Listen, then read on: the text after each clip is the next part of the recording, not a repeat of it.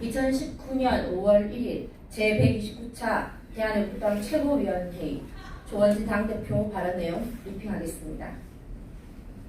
첫 번째입니다. 좌파 독재 장기 집권 음모의 핵, 연동형 비례대표제 공수처 설치.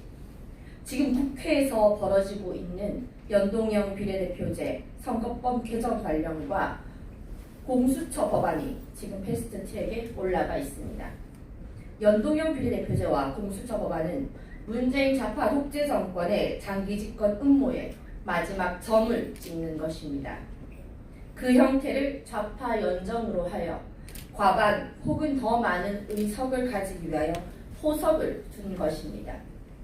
자유한국당이 국회에서 투쟁을 하고 패스트트랙 반대의 여러 가지 행동들을 했습니다. 그런데 작년 12월 15일에 연동형 비례대표제 등에 관련된 5당 합의문을 보면 자유한국당이나 바른미래당의 유승민계 사람들이 과연 막을 수 없었던 일인가 하는 의문이 듭니다. 그때 서명을 하면서 패스트트랙에 올라가는 절차를 밟은 것밖에 되지 않습니다. 대한애국당은 마지막 합의사항 원포인트 개헌에 대해서 주시를 했고 그동안 행위나 집회를 통해 이것은 내각제 음모라고 주장해왔습니다. 자유한국당 내 내각제 세력과 더불어민주당의 좌파들이 내각제 음모라고 말해왔습니다. 그 내각제 음모는 바로 고용세습과 같은 국회의원 세습을 하겠다는 것이고 박근혜 대통령의 불법 탄핵을 묻어버리겠다는 것이고 문재인 정권의 반자유민주주의 혁명을 인정하는 것입니다.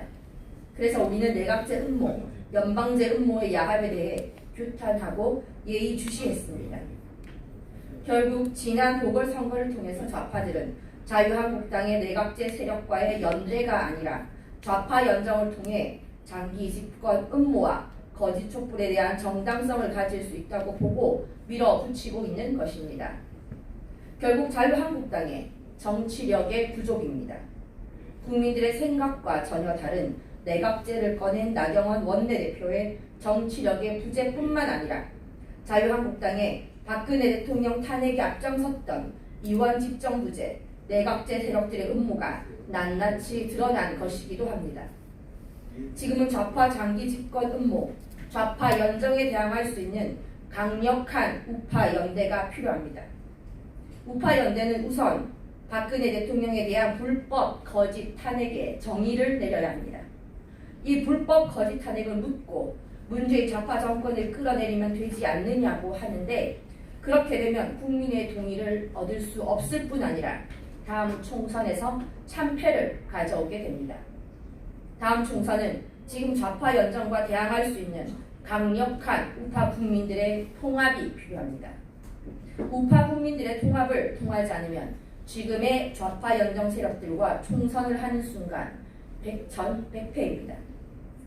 연동형 비례대표제 선거가 되더라도 박근혜 대통령에 대한 거짓 불법 탄핵을 명확하게 인정하고 국민들에게 다가가서 정통성 없는 문재인 정권의 퇴진을 위한 여소야대를 만들어달라고 호소한다면 국민들은 하나가 될 것입니다. 그렇지 않고는 방법이 없습니다.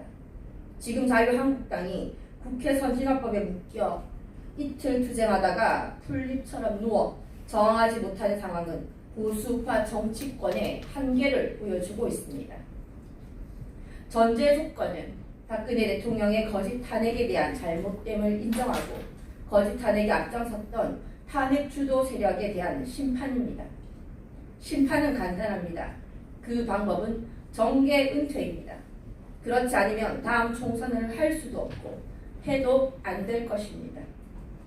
문재인 좌파 독재 정권의 장기 집권 음모, 좌파 포퓰리즘 정책, 안보의 빗장을 열어준 9.19 군사합의의 반헌법적 행위, 언론 방송 통제, 행정부의 인사참사, 사법부 장악, 이 모든 것이 삼권 분립을 위반한 반헌법적인 것입니다. 우파 국민들이 하나가 되어 다음 총선에서 우파 국민들의 통합을 이루어야 합니다. 자유한국당과 대한애국당 통합 이전에 우파 국민들의 통합이 더욱 중요합니다. 국민들의 마음이 하나로 뭉쳐야 합니다.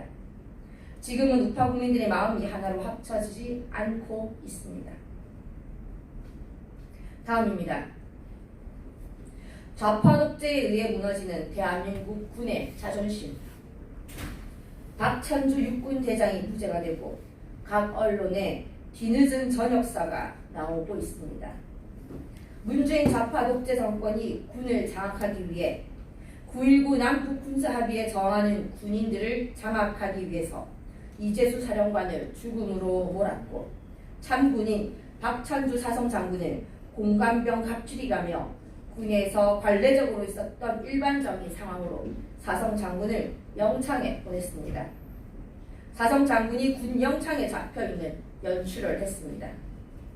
더 이상 문재인 촛불 정권에 군이 저항하지 못하게 만들었습니다. 그것은 박찬주 장군 개인의 명예를 훼손한 것이 아니라 60만 대한민국 군인의 자존심을 빼앗은 것입니다.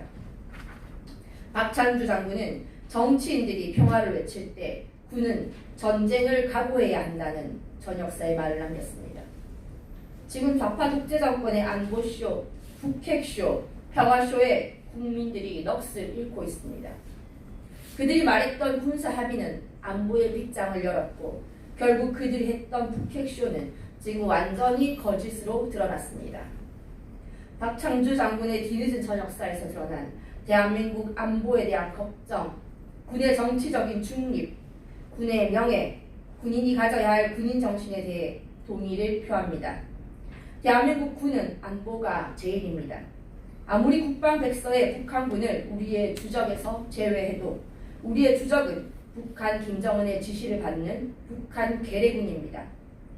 장성을 비롯한 지도자들이 명심해야 할 것은 다른 어떤 정부의 군이 아니라 대한민국 국민의 군이고 대한민국의 안보를 책임지는 군이라는 인식을 가져야 한다는 것입니다. 마지막입니다. 무능한 좌파 독재의 경제 참사로 인한 일자리 참사. 대한민국당은 문재인 정권이 정권을 잡고 2개월 만에 공공기관, 공기업에 대한 성과급 폐지를 할 때 경고를 했습니다. 박근혜 정부 시절 정년 2년 연장에 청년 일자리가 반토막 나는 상황이라서 청년 일자리 확충을 위해 공공기관, 공기업의 성과급을 95%까지 달성했습니다. 그 이후 1,000명 이상에 대한 기업의 성과급 도입을 시작할 무렵에 지금의 사태가 벌어졌습니다. 민노총이 첫 번째로 요구했던 것이 성과급의 폐지이고 문재인 정권은 정권을 잡자마자 성과급을 폐지했습니다. 그리고 그 결과는 참혹했습니다. 공기업, 공공기관의 수익성과 효율성을 포기해버렸습니다.